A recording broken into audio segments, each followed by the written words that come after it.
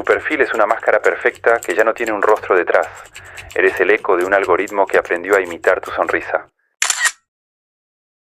Hay un experimento que los científicos consideran el más grande que se haya realizado jamás sobre seres humanos. No fue aprobado por ningún comité de ética. No tuvo voluntarios conscientes. Y sus resultados no se publicaron en una revista académica, sino en los cerebros de millones de jóvenes que hoy luchan para concentrarse más de 3 minutos seguidos, que sienten una angustia profunda sin saber de dónde viene, y que buscan desesperadamente conexión humana en pantallas que solo les devuelven un reflejo distorsionado de sí mismos.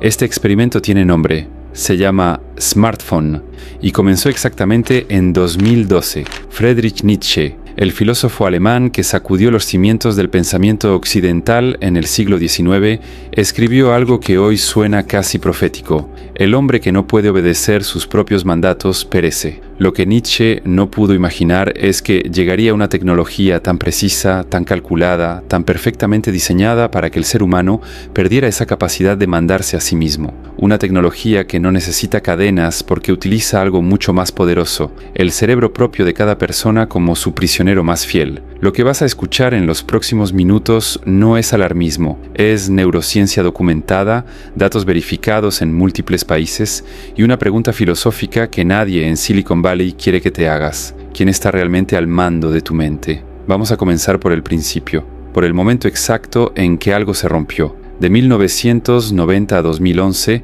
las tasas de depresión entre adolescentes se mantuvieron relativamente estables. Había fluctuaciones normales, subidas y bajadas esperadas. Nada extraordinario. Los investigadores que estudiaban la salud mental juvenil dormían con cierta tranquilidad. Pero en 2012 algo ocurrió. La curva no subió gradualmente. Se disparó de golpe, como si alguien hubiera accionado un interruptor. Entre las chicas, los casos de depresión crecieron más de un 130%. Entre los chicos, el aumento superó el 150%. Y lo más perturbador no fue la magnitud del cambio, sino su sincronía. El mismo patrón, el mismo año de inflexión, apareció en Estados Unidos, en el Reino Unido, en Canadá, en Australia y en varios países de América Latina, como si el mundo entero hubiera inhalado el mismo veneno al mismo tiempo. ¿Qué ocurrió en 2012? Ese año, por primera vez en la historia, más del 50% de los adolescentes en el mundo desarrollado tenía un smartphone propio. Instagram popularizó el desplazamiento infinito. Snapchat convirtió los mensajes efímeros en el nuevo lenguaje juvenil.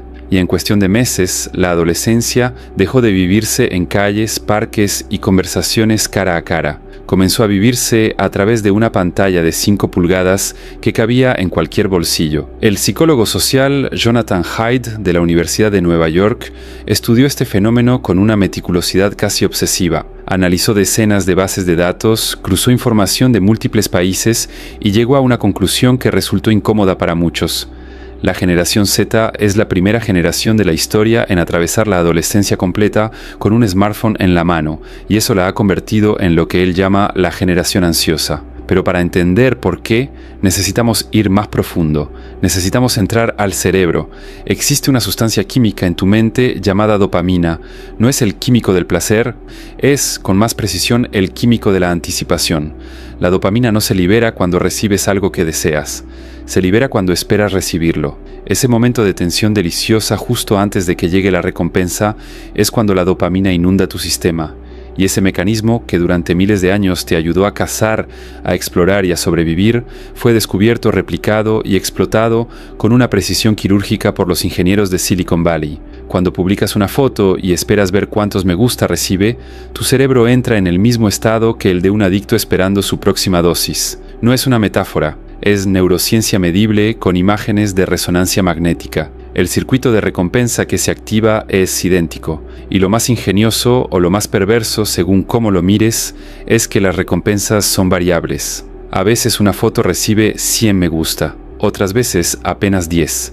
Esa imprevisibilidad es exactamente lo que hace que el sistema sea irresistible.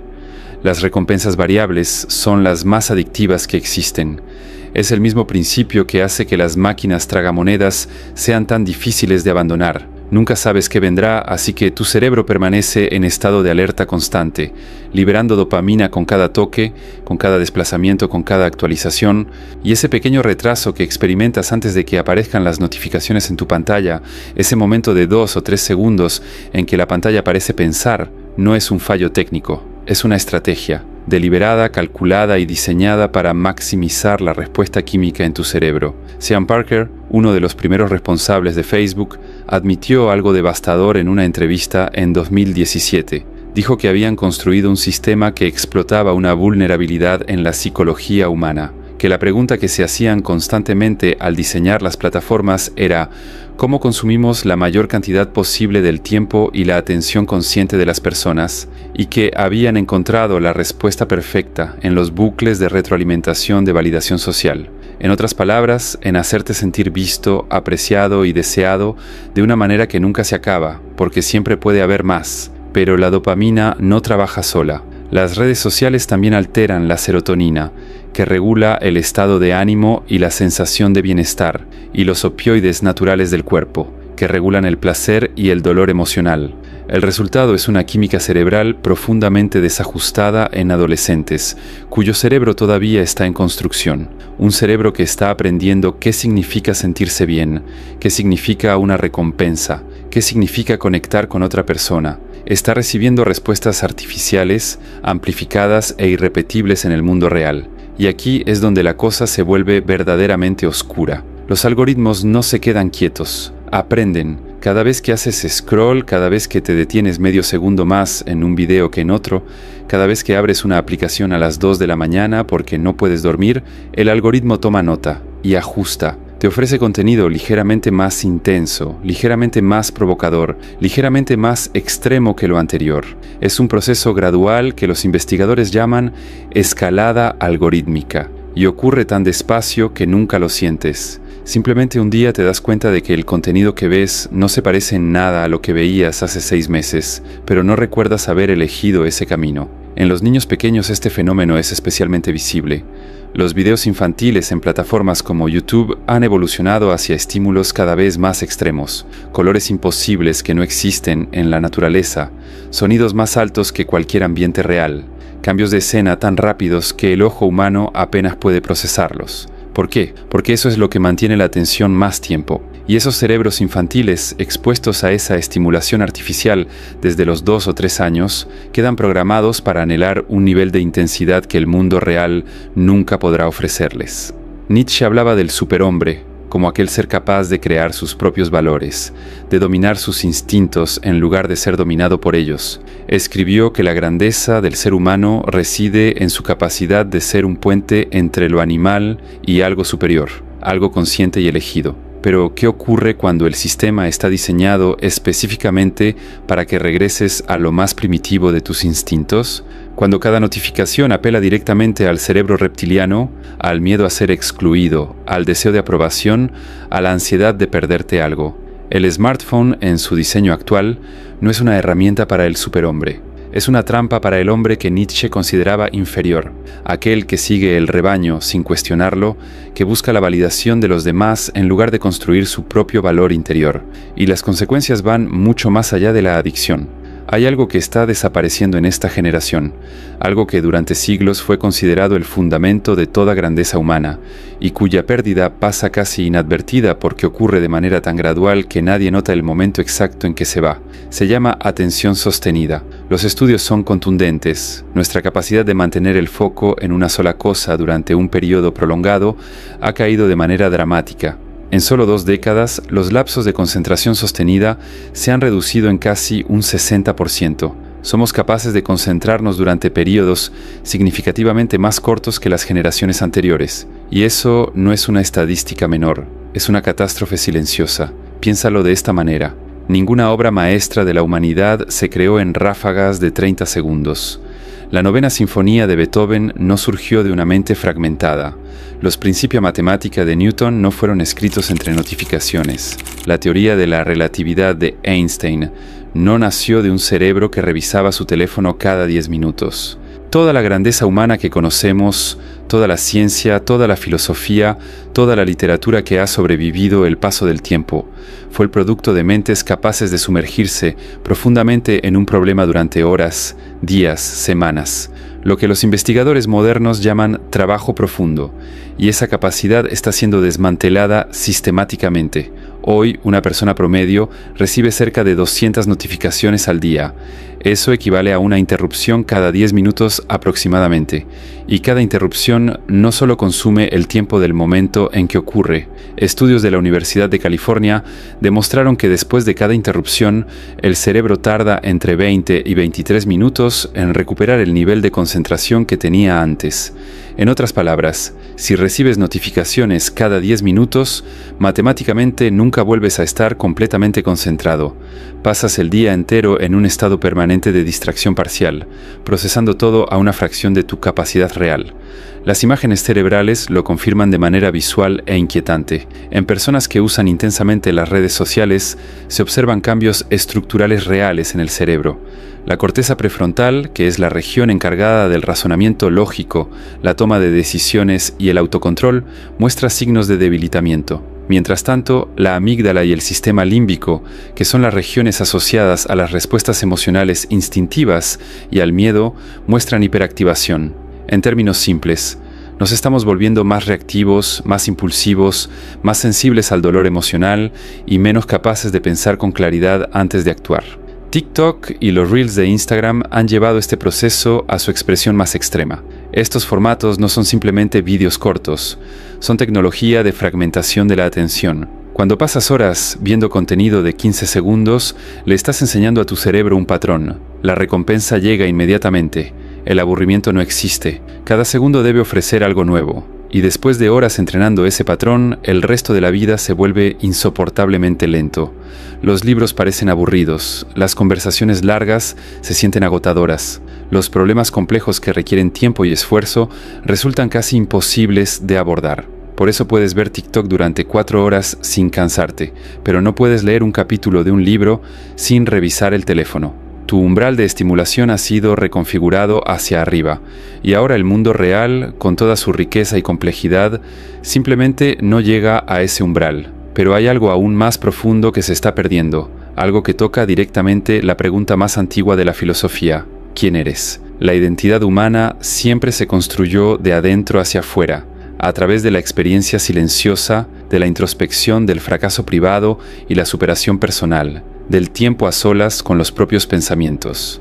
Las grandes tradiciones filosóficas del mundo, desde los griegos hasta los existencialistas del siglo XX, coincidían en un punto fundamental. Conocerse a uno mismo requiere tiempo, silencio y una mirada honesta hacia el interior. El oráculo de Delfos no decía «muéstrate a los demás», decía «conócete a ti mismo».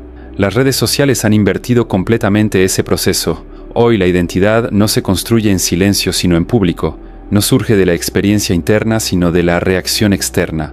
Cada pensamiento, cada sentimiento, cada momento de vida pasa primero por el filtro de la pregunta: ¿cómo se verá esto ante los demás? ¿Cuántos me gusta recibirá? ¿Qué dirán en los comentarios? Los investigadores tienen un nombre para este fenómeno: conciencia de audiencia permanente. La sensación constante e irreducible de estar siendo observado, evaluado y juzgado. Y ese estado tiene consecuencias psicológicas devastadoras, porque hace imposible la autenticidad. Cuando vives siempre bajo el escrutinio percibido de una audiencia, dejas de actuar de acuerdo a tus propios valores y comienzas a actuar de acuerdo a lo que crees que esa audiencia aprobará. Nietzsche tenía un concepto para describir a aquellos que construyen su identidad en función de la aprobación ajena. Los llamaba esclavos de la moral del rebaño, no porque fueran personas malas o débiles, sino porque habían renunciado al trabajo más difícil y más importante de la existencia humana: la creación de valores propios. Para Nietzsche, el mayor acto de valentía no era la guerra ni la conquista, era mirarse honestamente a uno mismo, sin máscaras, sin audiencia, sin el consuelo de la aprobación ajena, y decidir quién quiere ser. Las redes sociales han hecho ese acto casi imposible para una generación entera, y las chicas llevan la peor parte de este sistema. Los algoritmos que les muestran contenido están calibrados hacia la comparación de apariencias, los filtros, los cuerpos que no existen en la realidad, las vidas perfectas que son meticulosamente construidas para parecer espontáneas. El resultado es un ciclo de autoevaluación permanente, un juicio constante de sí mismas que comienza a edades cada vez más tempranas. Los casos de dismorfia corporal, que es la distorsión de la percepción de la propia imagen, se han disparado incluso entre niñas de 10 y 11 años. Niñas que todavía están aprendiendo a escribir cursiva ya sienten que su cuerpo no es suficientemente bueno. Los chicos caen en una trampa diferente pero igualmente profunda. Pasan miles de horas en entornos digitales, ya sean videojuegos o redes sociales, donde las recompensas son rápidas, las metas son claras, el progreso es inmediato y el estatus se acumula de manera predecible. Y luego salen de esos entornos y se topan con la vida real, que es ambigua, lenta, frustrante y que raras veces ofrece retroalimentación inmediata. El resultado es una generación de jóvenes que se sienten extraordinariamente competentes dentro de una pantalla y completamente desorientados fuera de ella, con dificultades reales para sostener relaciones, para tolerar la frustración, para comprometerse con proyectos a largo plazo. Y hay algo que casi nadie está mencionando cuando se habla de este tema. Estamos perdiendo la capacidad de recordar. En el pasado, la memoria era un músculo que se ejercitaba constantemente. Los eruditos medievales memorizaban libros enteros. Los navegantes memorizaban las estrellas. Los comerciantes memorizaban rutas y nombres y cifras.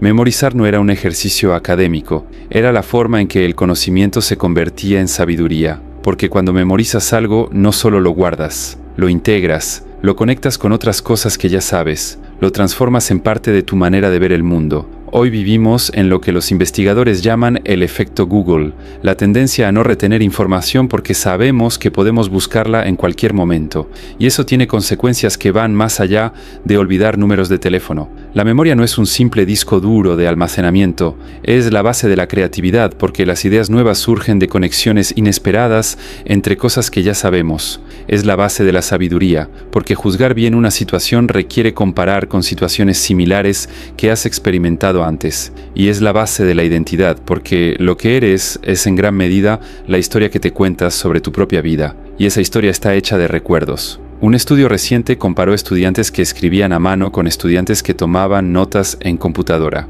Los que usaron teclado registraron más información, pero semanas después, cuando se les evaluó, los que escribieron a mano recordaban mucho más y con mayor profundidad. El acto físico de escribir obliga al cerebro a procesar, sintetizar y priorizar. El teclado simplemente registra, y otro estudio reveló algo todavía más inquietante. Estudiantes que redactaron textos con ayuda de inteligencia artificial mostraron menor actividad cerebral durante el proceso, y minutos después no recordaban lo que supuestamente habían escrito. La información nunca llegó a transformarse en conocimiento, pasó por ellos sin dejar huella. Estamos construyendo una generación que tiene acceso a toda la información de la historia humana en el dispositivo que lleva en el bolsillo, pero que cada vez tiene menos capacidad para convertir esa información en comprensión real. Y aquí llegamos a la paradoja más cruel de toda esta historia. Nunca en la historia de la humanidad habíamos estado tan conectados. Cada persona tiene acceso a miles de contactos, a grupos, a comunidades, a conversaciones que se extienden por todo el planeta.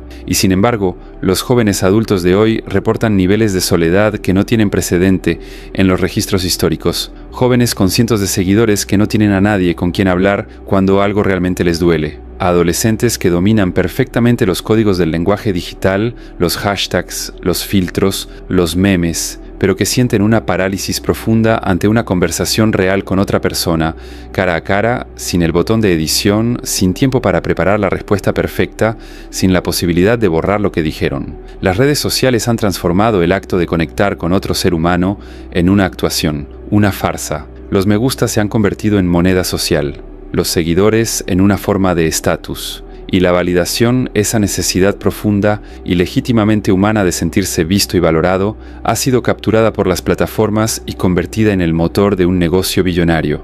Lo que antes se buscaba en la intimidad de las amistades reales, en la familia, en las comunidades físicas, ahora se busca en un número que aparece debajo de una foto. Y eso tiene un nombre en psicología: exclusión de identidad. Ocurre cuando alguien construye su autopercepción basándose completamente en la validación externa en lugar de en la exploración interna. Cuando la pregunta que organiza la vida deja de ser quién quiero ser y se convierte en cómo me ven los demás. Y esa sustitución es, filosóficamente hablando, una de las formas más profundas de alienación que un ser humano puede experimentar.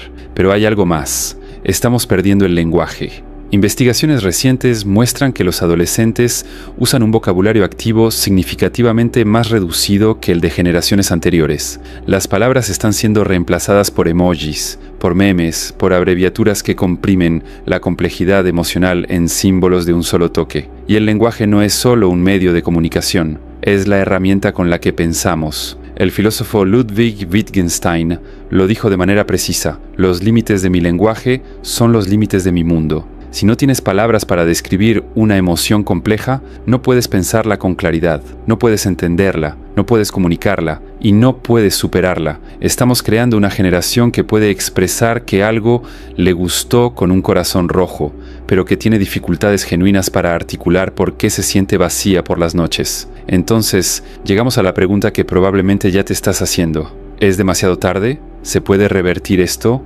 La respuesta es sí. Y la razón viene precisamente de la neurociencia que describe el problema. El cerebro humano es plástico. Eso significa que cambia en respuesta a lo que hace con él. La misma neuroplasticidad que permitió que las pantallas moldearan la mente puede ser usada deliberadamente para remodelarla. No es un proceso rápido, ni cómodo, ni glamoroso, pero es posible, y hay evidencia sólida de que funciona. Estudios controlados demuestran que reducir significativamente el uso de redes sociales durante apenas 3 o 4 semanas produce cambios medibles en el bienestar emocional. La ansiedad disminuye, los síntomas depresivos se reducen, la capacidad de concentración mejora, la calidad del sueño aumenta. Y algo que los investigadores encontraron especialmente significativo: las personas reportan volver a sentir placer en actividades simples que habían dejado de disfrutar. Una conversación tranquila, un libro, un paseo, una comida sin pantalla. El sistema de recompensa del cerebro, privado de estimulación artificial extrema, comienza a recalibrarse. Redescubre que el mundo real también puede ser satisfactorio, aunque lo sea de una manera más sutil y profunda. Pero reducir el uso no es suficiente por sí solo. Lo que marca la diferencia real es lo que haces con el tiempo y la atención que recuperas. Cada vez que te sientas a leer algo que requiere más de 5 minutos de concentración sin interrupciones, le estás dando a tu corteza prefrontal un entrenamiento que contrarresta directamente el daño. Cada vez que mantienes una conversación sin revisar el teléfono, estás reconstruyendo los circuitos neuronales de la empatía y la conexión real. Cada vez que te enfrentas a un problema complejo y te quedas con él, aunque sea incómodo, aunque sea aburrido, aunque tu cerebro te pida urgentemente que hagas scroll, estás recuperando algo que ningún algoritmo puede darte: la capacidad de sostener el pensamiento profundo. Los científicos hablan de entrenamiento de la memoria como una práctica deliberada. Intentar recordar algo sin buscarlo inmediatamente en el teléfono, escribir a mano, leer libros físicos, aprender algo que tome semanas o meses de práctica regular, un instrumento, un idioma, una habilidad manual. Estas actividades no solo llenan el tiempo, reconstruyen literalmente las estructuras cerebrales que el uso pasivo de pantallas ha ido erosionando. Y hay una práctica que los investigadores describen como especialmente poderosa, aunque también como especialmente difícil para alguien que ha pasado años conectado. Se llama de diferentes maneras: descanso mental sin objetivo, tiempo no estructurado o simplemente no hacer nada durante periodos breves, sin teléfono, sin música, sin podcast, sin ningún estímulo externo, solo tú y tus pensamientos durante 20 o 30 minutos. Para la mayoría de personas que intentan esto por primera vez, los primeros minutos son casi insoportables. El cerebro habituado a la estimulación constante entra en una especie de pánico de vacío. Pero si se sostiene, ocurre algo notable. La mente comienza a divagar, a conectar ideas de maneras inesperadas, a formular preguntas que no habías tenido tiempo de escuchar porque siempre había ruido. Es en esos espacios de silencio que el pensamiento creativo genuino emerge. Es ahí donde el conocimiento se convierte en comprensión. Nietzsche escribió algo hermoso sobre esto. Dijo que los grandes hombres son como los grandes tiempos, períodos de acumulación explosiva de fuerza que han madurado durante mucho tiempo, y que antes de que algo grande pueda surgir, debe haber silencio, preparación invisible, gestación. Ninguna idea realmente poderosa llegó de una mente distraída y reactiva. Toda grandeza requiere profundidad, y la profundidad requiere silencio. La tecnología en sí misma no es el enemigo, es una herramienta de una potencia extraordinaria. Con ella podemos acceder a bibliotecas enteras, a conocimiento de cualquier disciplina, a mentes brillantes de cualquier parte del mundo. El problema no es la herramienta, es la manera en que fue diseñada y, más profundamente, la manera en que la usamos. Hay una diferencia fundamental entre el uso activo y el uso pasivo de la tecnología. Cuando usas tu teléfono para crear algo, para aprender algo con intención, para conectar de manera genuina con alguien, para resolver un problema real, estás usando la herramienta. Cuando consumes contenido infinito que el algoritmo elige por ti, sin propósito claro, sin parar porque no puedes, el scroll se convierte en tu patrón por defecto. La herramienta te está usando a ti. La distinción es fundamental y requiere exactamente lo que Nietzsche consideraba la virtud más difícil y más necesaria: la voluntad de poder sobre uno mismo. No el poder sobre los demás, el poder sobre los propios impulsos, sobre las propias reacciones, sobre las propias rutinas. Cada notificación que decides silenciar es un acto de autodominio. Cada momento en que eliges estar presente en lugar de grabar para compartir después es una pequeña rebelión contra un sistema diseñado para convertir tu atención en dinero. Cada conversación que sostienes hasta el final sin revisar la pantalla es un entrenamiento para la humanidad que este sistema intenta atrofiar. No se trata de rechazar el mundo moderno ni de idealizar un pasado sin tecnología. Se trata de algo mucho más exigente, de ser consciente, de elegir activamente qué entra en tu mente, qué forma tu identidad, qué merece tu atención, qué es el recurso más escaso y más valioso que tienes. Y finalmente, hay una pregunta que quiero dejarte con la misma honestidad con que comenzamos. ¿Cuántas veces revisaste tu teléfono mientras escuchabas esto? No te juzgues por la respuesta. No es un fracaso moral. Es evidencia de cuán preciso y cuán profundo es el condicionamiento al que todos hemos sido sometidos. Ninguno de nosotros eligió conscientemente estar en este experimento. Lo que sí podemos elegir a partir de ahora es si seguimos siendo sujetos pasivos de él o si comenzamos a tomar el control. Nietzsche formuló la pregunta de la existencia con una claridad brutal. ¿Estás viviendo de manera que quisieras vivir esta misma vida una y otra vez, eternamente? No la vida que parece perfecta en una pantalla, no la vida que recibe más me gusta, la vida real, la vida profunda, la vida que solo es posible cuando la atención, la memoria y la identidad te pertenecen completamente a ti. Tu cerebro está esperando que lo recuperes. La pregunta es si tú estás listo para hacerlo.